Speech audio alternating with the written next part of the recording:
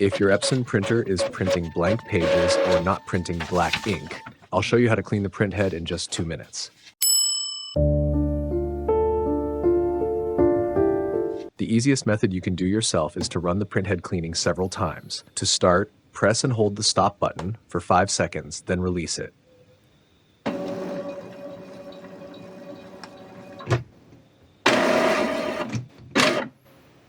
The printhead cleaning will begin. The power light will start blinking and the printer may make some noise. Once the cleaning is complete, the power light will stop blinking. Wait about 15 seconds, then try printing again.